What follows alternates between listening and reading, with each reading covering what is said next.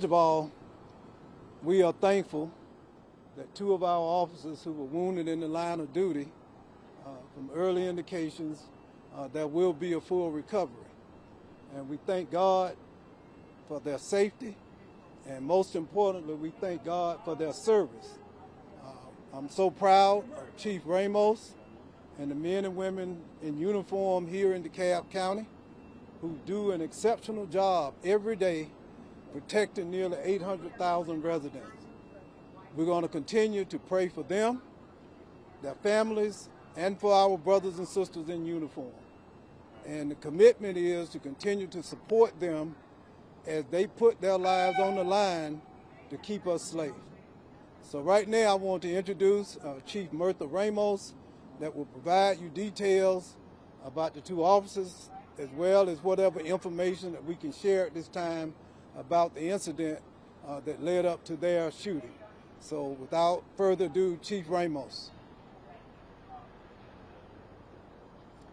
So this morning at approximately 11:12 a.m., 911 received an open line call. What that meant is there's no one else on the other line, but we could hear arguing in the background.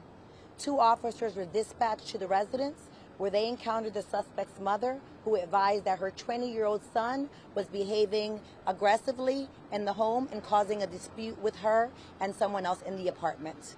The officers were directed to the apartment, at which time when they approached the bedroom door, the subject through the door fired several shots at the officers.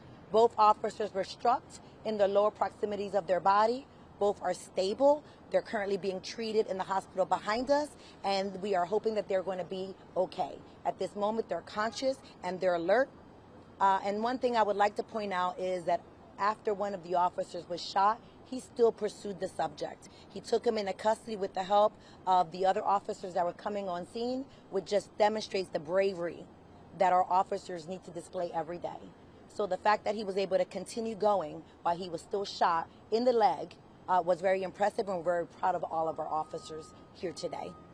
Chief, we saw one ambulance come through. Were both officers in that ambulance? And when you say the lower parts of the body, you said one was shot in the leg. Can you tell us where the other one was shot? One was shot on the foot, and only one officer was brought in by ambulance. The other officer was brought in by a peer. So we put him in the back of one of our patrol cars and brought him in just to make sure that he got the service that he needs it. And yes, he's in the hospital as well. Can you tell us about the suspect?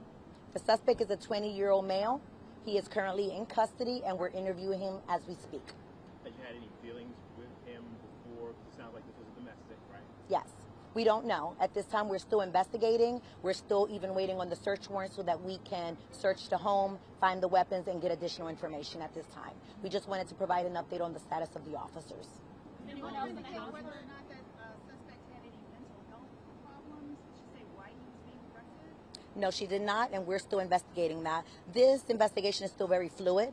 As I said, we have not even entered the home yet. We had to retreat, get a search warrant so we can do a good search. And so we are just piecing all the pieces together now. Was anyone else at home? Did somebody else get hurt? The suspect is being interviewed at this time.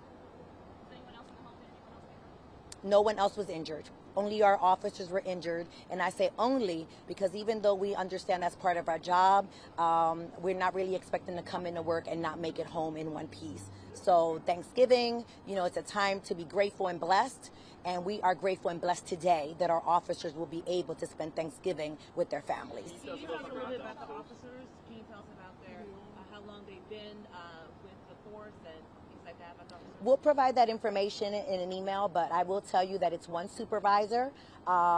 His name is Sergeant Matthews, and there's a female officer, and her name is Officer Howe. We will get some data together, and we will provide you that information when we have it. How can you spell it? Howell. You said one of your officers was shot, and they continued to pursue the subject. Yes. Who was that, and what did they do?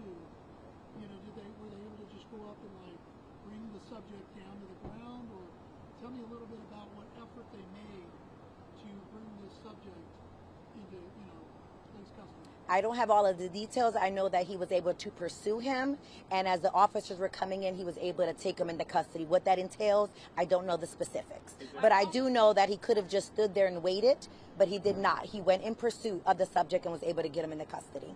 Why were officers searching into those? We saw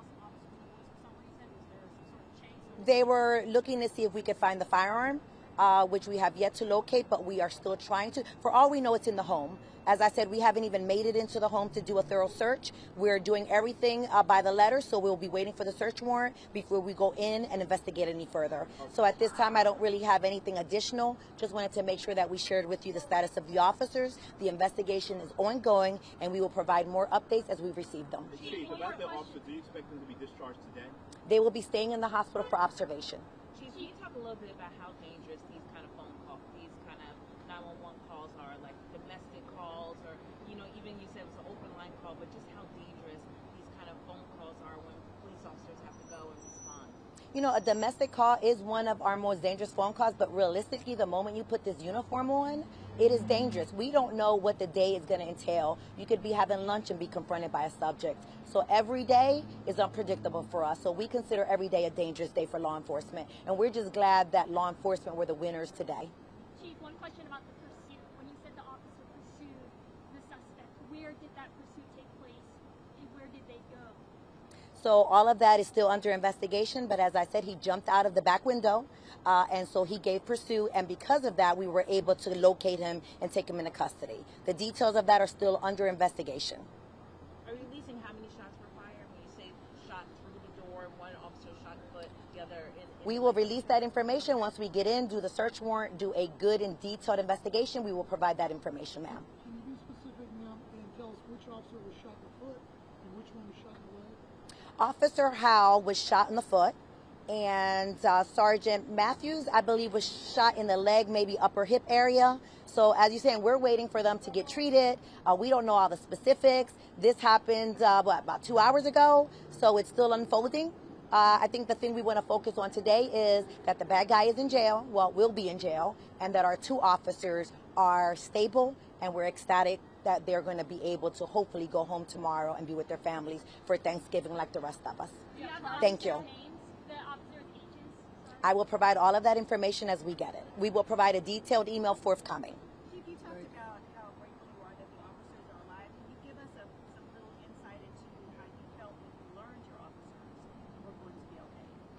Well, I will tell you that before I learned that they were going to be okay, I was already in the car.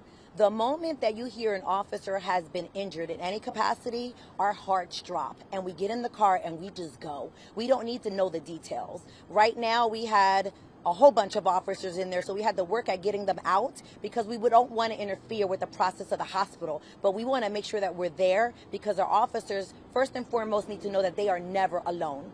I have received many phone calls from other police departments. Governor Kemp himself has called, checking in on the officers. That is the kind of support that law enforcement needs so that they can do their job and do it well. Thank you so much. CEO Thurman, do you want to say anything about the response from Grady, how they were able to respond to this kind of emergency? We are so delighted and thrilled and thankful for the extreme level of professionalism and care that has been and is being provided by Grady, by the emergency response team who transported one of our officers.